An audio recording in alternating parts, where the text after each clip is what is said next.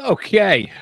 Welcome to the Knicks Film School Postgame Show presented by BetUS.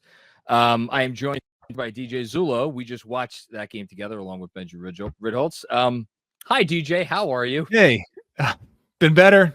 That was a rough one in a lot of ways, which we will talk about. Yes, it was. So I'm gonna say a few things, and then I want to make the most use of your time. So I'm gonna try not to go on for too long, but I'm just gonna say at the top, that is the most discouraging loss of the season for me, personally. We are going to talk about some of the reasons why this loss is probably some of the things that happened tonight are unique to the fact that they played a Hawks team that we've just been talking about it for 2.5 hours, but I'm going to let you elucidate it on it a little bit more. Is a uniquely bad matchup for this Knicks team on both ends of the floor, and in particular, a uniquely tough matchup for Jalen Brunson when the Knicks have the ball. And that's fair. It's also fair to point out that the Knicks did have good looks from three that they have been draining for most of this year, and they certainly did not drain them tonight. But I haven't gotten into this NBA Cup thing. I think my as will shock absolutely nobody watching this podcast. My attitude is kind of like Tibbs, which is like it's another game. It's good for the fans, but it's another game for us. But the NBA is trying very hard to make this a big deal, and they have been advertising the hell out of this thing for not only going back to last season, but obviously this season too. And this was the only game on TV tonight. It was on national television, and you had all eyes across the NBA landscape focused on you. And whether or not like the players really do care about the Cup championship or Josh Hart really does care about getting his latest watch or not, they had to know that people cared about this. And for them to come, I'm not going to say for them to come out and putting on the performance that they put out, because I don't think they did. We'll talk about the first half. First half, they didn't do a lot of stuff well, but like they shouldn't. There's no reason for them to have been embarrassed about how they came out. But for them to display, frankly, an inability to hold on to the rope against a team that was punching them in the mouth in some unique ways, that's concerning to me.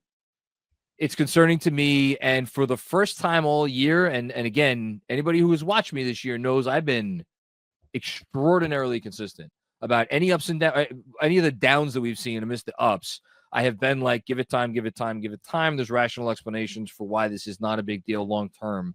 This is the first time I find myself coming off of a game and being like, for as bad as it was, I am not left feeling all sunshine and rainbows about the long term, like, oh, it's definitely going to be fine with the current version of this team, because I think the Hawks expose some things in them that are just frankly worrisome. I'll leave it at that for now and give it over to you. Yeah, I think you hit the nail on the head to start about how the Hawks are set up to really give the Knicks a lot of trouble. It starts right at the point of attack. I've said it many times. I said it before the year, and he's done nothing to dissuade this opinion. Dyson Daniels is the most talented on-the-ball defender in the NBA, and he's shown it in 2 games against Jalen Brunson. The Hawks were matching minute for minute Brunson's time with Daniels. He made it supremely difficult on Brunson to get any daylight. There are, and we could talk about some ways I think the Knicks left opportunities on the table to give Brunson a little more opportunity to get some space, but that wouldn't have changed the dynamic so much. It would have helped around the edges, but again, Daniels on the ball, and then you have 6'8", 7-foot wingspan plus in driving gaps, in help. If you're Brunson, you have to not only contend with Daniels fighting over, getting under screens, and then you have all these rangy wings loading up help, allowing the Hawks to set up a defense to be able to close out on Knicks shooters. So I will say, yes, the Knicks missed shots that they should make. I also want to give credit to how the Hawks defended the Knicks, knowing that they have the athleticism, they have the length to go out and contest when they're in closeout situations. So I think a lot of this is on Atlanta. Now, where the Knicks did get exposed is, and it remains to be seen how sustainable this is, or how other teams can replicate this. But 22 offensive rebounds, and the Hawks did well in the first matchup on the offensive glass. That to me is like, all right. Well, go ahead. Can we say the stat? Because I went and checked it up. Ties the most offensive rebounds given up by a Knicks team under Tom Thibodeau. There it is.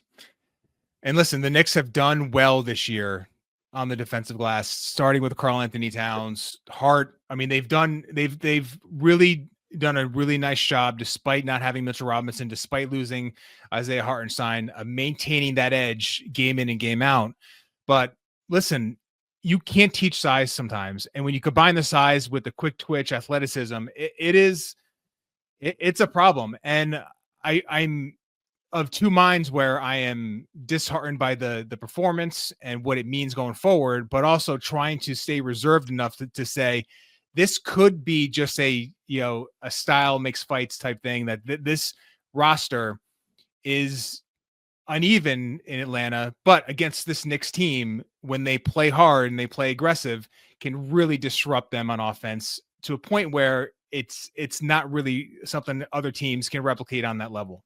And we've had, like, all throughout history, you could point to teams that have just had other teams' numbers, and that is a very real thing.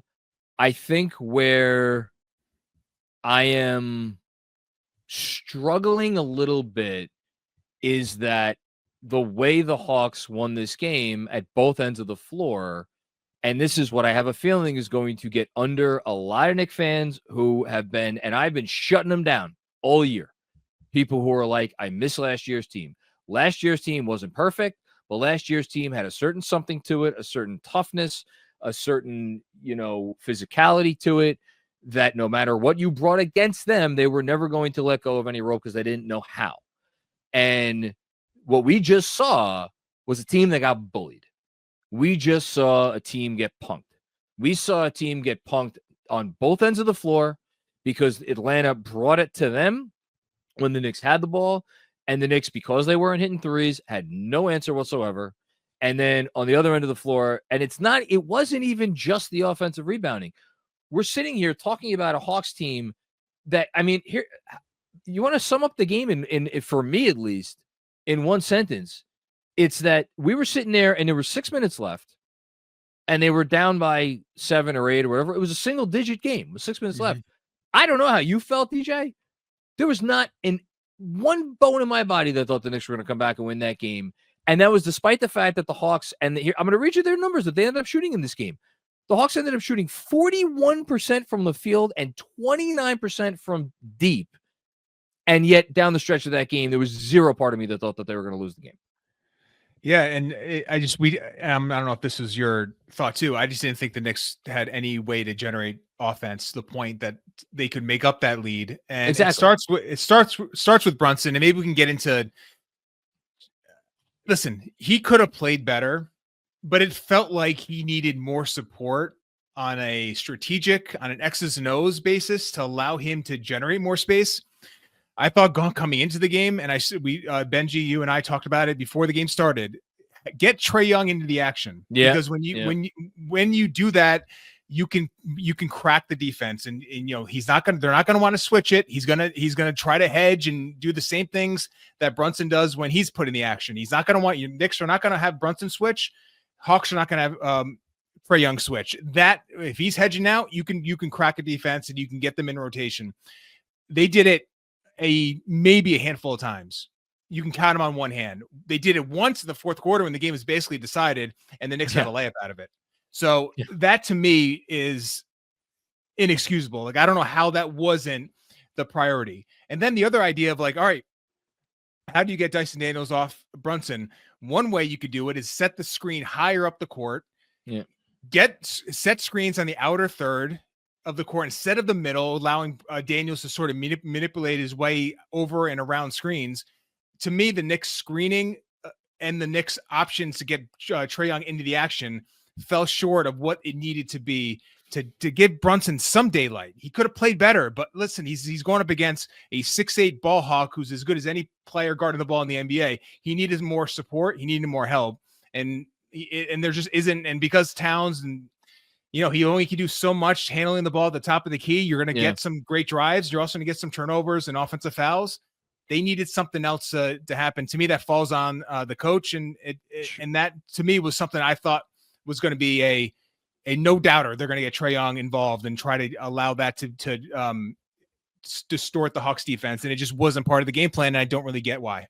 And it's one thing, where we talked about this in the freaking playoff series 4.5 years ago, but that team was not this Knicks team.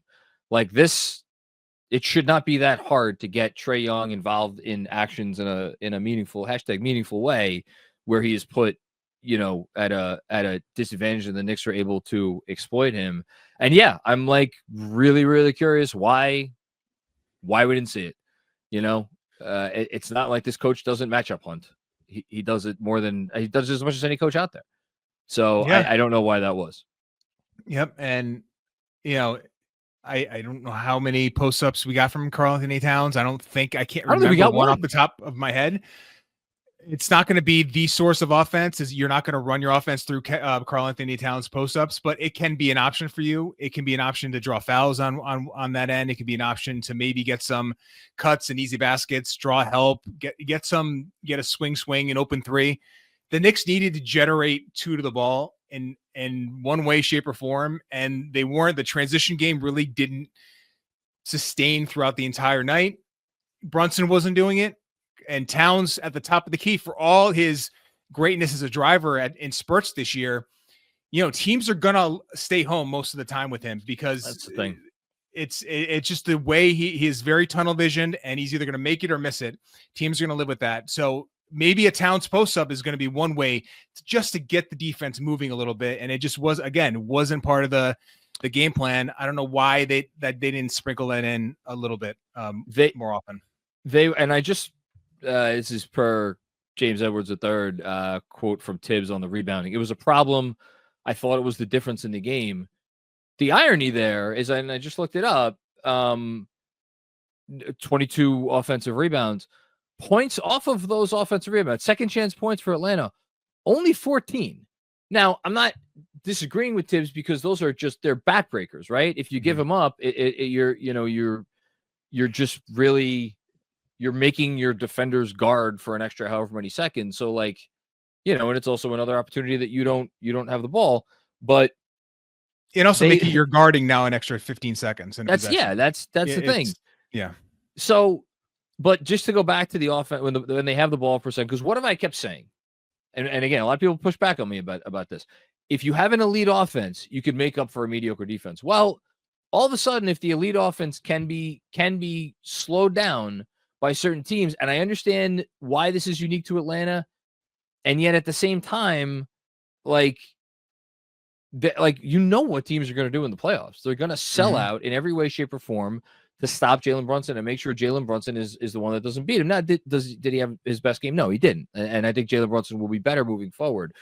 But this is it was discouraging on that end, and then just on the other end of the court, in addition to the offensive rebounds given up, I thought in the first half, I think the Knicks did a nice job overall with rotations and communication and all that stuff.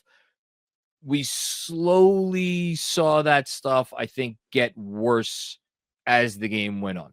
Yeah. And it started on the ball. Trae, once he started to get separation downhill, you start to see the cracks in the drop coverage. And then as the lead we got into the fourth quarter, then you saw the breakdowns. Young had 2 assists in the first half, 9 in the second half.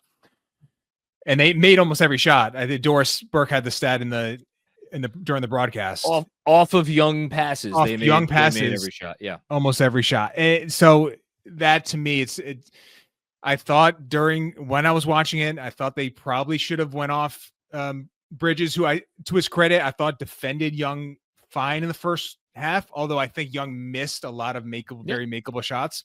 I thought he could have gone to Deuce at the point of attack just to change things up. I know he prefers Mikal guarding the ball, and I get that's why you brought him in here to guard the ball, and that's his primary role as a defender.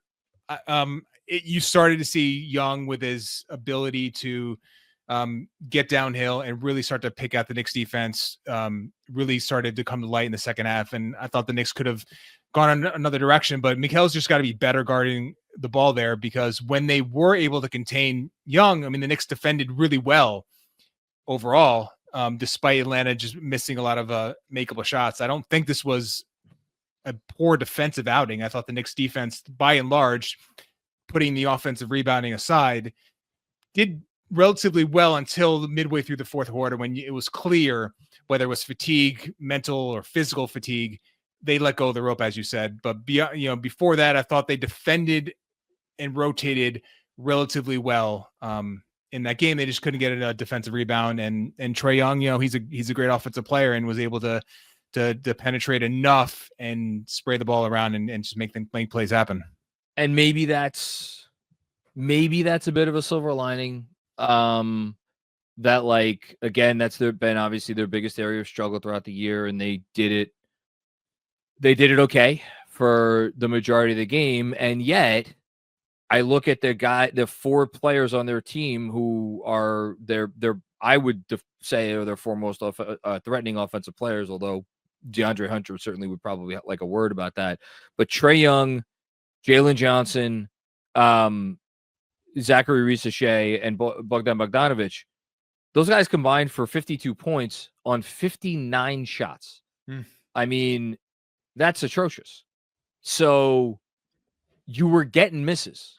Mm-hmm. You were getting misses from guys that are probably better than the misses that you were getting. And so I know the Knicks only gave up 108 points in this game. And like, look, the other part of it is like, and this is the part that's most infuriating, if I'm being honest, and this is going to be catnip for any Hawks fan watching this. I fucking hate losing to this team. And I hate losing to this team because, one, I hate Trae Young because he's just a little shit. But more than that, I hate losing to this team because this is not a very good basketball team. And you see it. You see it when you watch them. They do silly, stupid shit like turnovers, bad shots at inopportune times. They do have the occasional breakdown. For as much defensive talent as they have, you can break them down if you move them around like you can. And they have Trae Young on defense too. So, like, this is to lose to this team again, I'll go back to where I started, at home in a game that ostensibly should have meant more to you. We could sit here and we could rationalize it all we want, and that's what I do on this show, right? I try to take the rational approach. I'll say it again, DJ, and then I'll let you get out of here. This one permeated even my shell a little bit. Yeah, and we talked before the game. We both kind of had a feeling that this meant more than your traditional game, and that the cup game, national TV, one game on, the NBA world watching. It did feel like this had more at stake. The Trae Young factor, of course.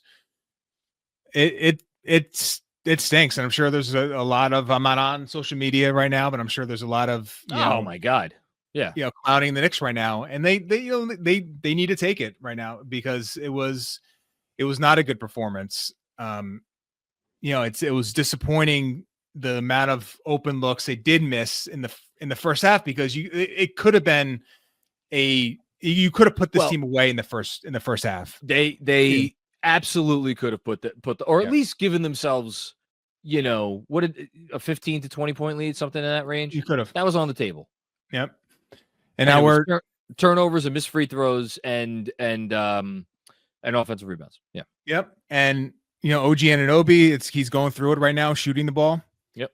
And that to me is a concern, because the above the break efficiency that was occurring, the sample size wasn't that great. It was 5 or 6 games where he was really lighting up from beyond the corners, and that has, over the last few, has gone away, and he might pick it right back up and shoot really well from above the break this year. But it is something where I'm not like alarmed by it, but I'm concerned that the shooting that we saw in the 5 or 6 games previous might not be sustainable this year, because you just need that extra level of spacing to go along with his offense. But he didn't really have it tonight. I thought Josh Hart struggled in the first half, but he really came alive like towards the end of the second quarter and into the third.